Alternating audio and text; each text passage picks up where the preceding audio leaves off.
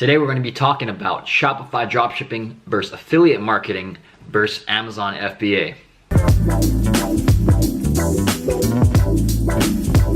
What's happening, guys? Today we are going to do a business model breakdown. Now, today we're going to be comparing 3 business models that I have tried, have done, have been a part of, and a couple of them I'm still a part of right now. So we're going to break them down right now. Those 3 business models again are Shopify dropshipping, number 2 is affiliate marketing, number 3 is Amazon FBA. So with that said, let's hop right into my computer.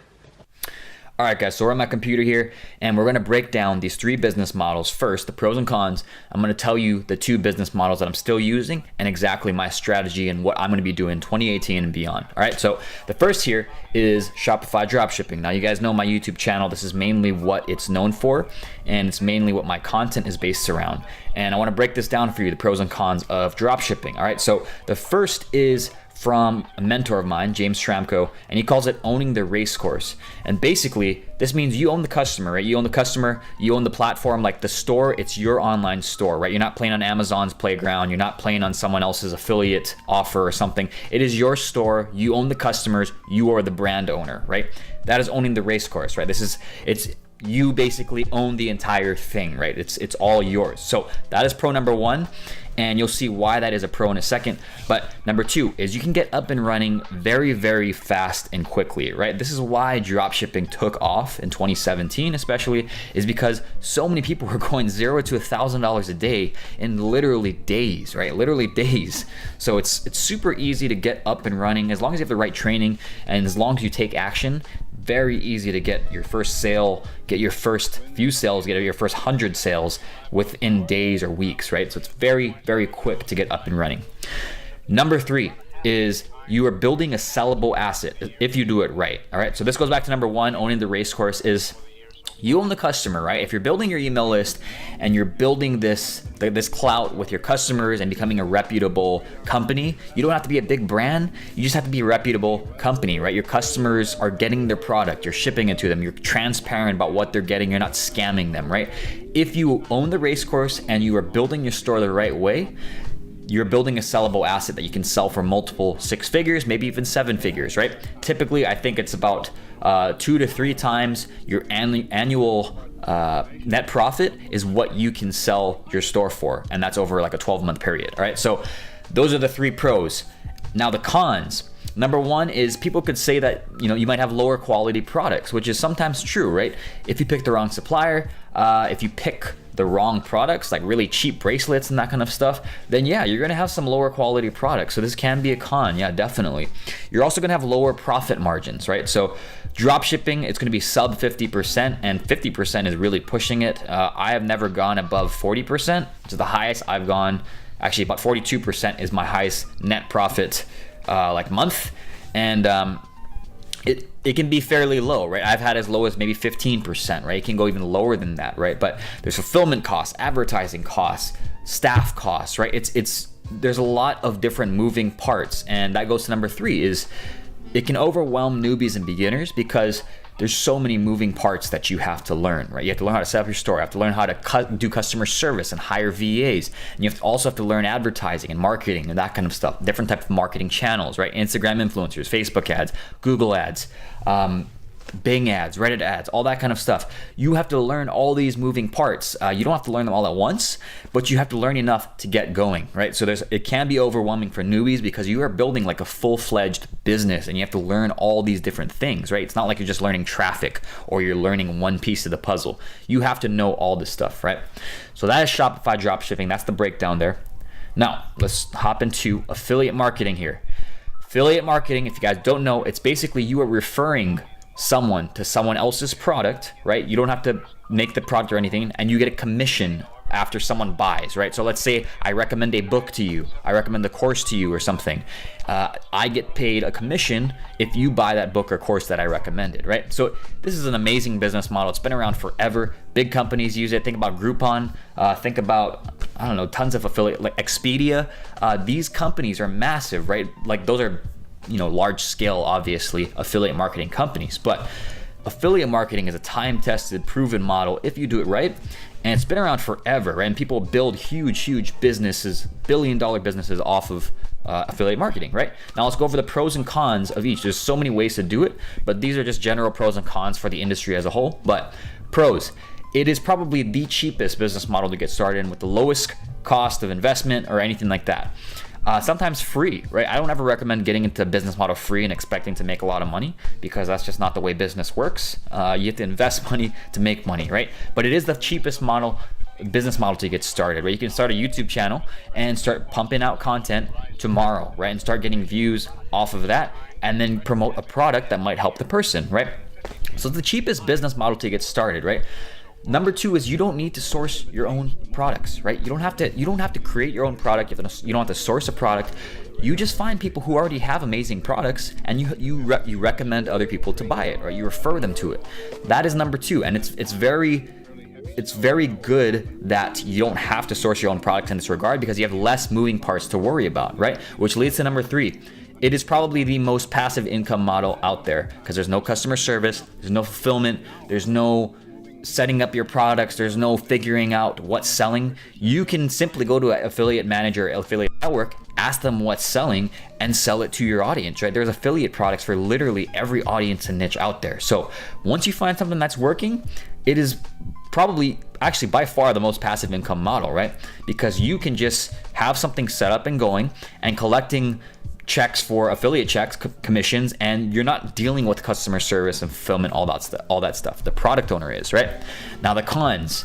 Number one is it can definitely have slower growth and more time until you see results, right? So for impatient people, this might not be the best unless you're running a lot of paid traffic. It can take a longer time to get going. Like if you have an organic blog set up or YouTube channel or something like that. It's not like dropshipping where you set up some ads and you can make $1,000 a day in 7 days, right? Definitely harder to get up and going, and it's a slower process, right? But if you're thinking long term, that shouldn't really be an issue. Number two, harder to establish a customer base and repeat buyers. Now, because it's not your product, right? You do not own the race course, right? You don't own it entirely. You are playing on someone else's affiliate offer. You're recommending a customer to someone else's product, which means you can still collect the email, but you don't really own the customer because that wasn't your product, right? So unless you're a badass email marketer or something like that, you're gonna have to get a little creative with it, right? Because it's harder to get repeat buyers because they are buying from a different person, a different product owner, right? So yeah, that's number two. Number three is you're building someone else's business, right? And I don't always see this as a con because you're still getting paid for it and you can still get paid a lot of commissions, but you're not, again, you don't own the race course, right? You don't own these customers here. You are referring them to someone else's product or offer, right? So that is affiliate marketing, the pros and cons. I'm gonna tell you in a little bit how I'm using it. And number three, I've also done Amazon FBA. All right, this was back in 2016, and I was successful with Amazon FBA. I sold about 2,000 units of, it was actually kitchen sink faucets and also tumblers, like the Yeti tumblers. But I want to tell you the pros and cons of each from what my experience and what I've seen. But the pros, number one, you get to leverage Amazon's massive buyer marketplace, and it's kind of like influencer marketing, right? Because Amazon FBA or Amazon in general is very trusted, right? Everyone trusts Amazon, which means sky high conversion rates, and you don't have to find traffic, right? You don't need to learn Facebook advertising, Instagram influencers, all that kind of stuff. You can if you want to help boost your sales, but you can already leverage Amazon's organic traffic marketplace because everyone is there to buy, right? Everyone's there to buy. So we just covered number two. Number three is it's fairly passive once you set it up and sales are coming in. You just have to order more inventory, right? Once you have a good product, you have to order more inventory. Now, if you were trying to do the arbitrage model where you're just trying to find 1 million products and make small profits off of each, then that's a little different. But the way I did it was private labeling, and that's what I'm doing this pros and cons on here is Amazon FBA private label. I probably should have put that in the title. But those are the pros of Amazon FBA. The cons, it is longer. The time to get going it's way longer than dropshipping, right? Which is kind of why I stopped doing it. I didn't like sourcing suppliers and products and then waiting months for me to get the product and then start testing and start selling. I love the instant feedback of dropshipping and Shopify and being able to test something the next day and see if it works. And then if it doesn't work, then you take it down, test something else, right? I liked that speed, right? Because money is speed, right? So Con number 2 is you were playing on someone else's playground, right? Amazon's playground. So if they want to increase fees, if they want to change rules on you, if a customer asks for a return, they pretty much always just give it to the customer, and they can change these rules and fees on you at any time, right? So you're playing on someone else's playground. You basically have a boss, because Amazon can just cut your fees in half whenever they want. They can say whatever they want whenever they want, because it's their platform, right? They can kick you off, they can do whatever they want, right? So that's number 2. Number 3 is lower profit margins. This goes back to Shopify and dropshipping, because it's the same type of thing, right? You're gonna have fulfillment costs, you're gonna have customer service costs or VA costs, right? Of people managing your customer service. You're also gonna have costs of inventory. If you use Amazon sponsored ads, that's another cost. So there's more costs involved, which lower the profit margins. It's mainly the inventory that you're paying for that lowers the cost, but that's another con there. So I don't do Amazon FBA anymore because I like the online marketing aspect. I love that piece, and I love being able to get fast test results and gauge where to go from there. And so I am doing, in 2018 and beyond, I am doing a mixture of Shopify and like e-commerce and dropshipping, and also affiliate marketing. Now, I'm not shiny object shit syndrome. I'm not trying to split these two. What I'm doing is basically combining the two. So I have health supplements, if you guys follow my channel.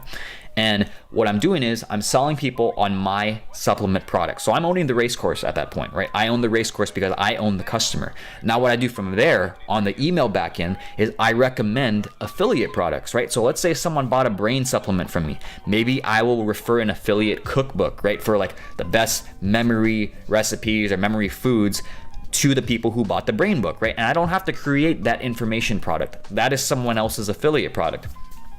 So I am combining these two things into one business model, right? I'm promoting on the back end affiliate products after someone has bought from me, so that I own the customer, and then I can promote other products to them to increase and even double my average, not my average order value, but my average customer lifetime value, and just double my revenue, because I'm getting affiliate commissions on the back end, and also I'm promoting my products on the front end, right? So that is how I'm combining the two. I think that if you want a long-term business model, I think it's smart to promote like complementary products for affiliate marketing, because that's just extra money to you, right? And you don't have to create the product. You just promote stuff that already works with your niche to your audience, right? It's that simple. Like I go on affiliate networks like ClickBank, OfferVault, Max Bounty.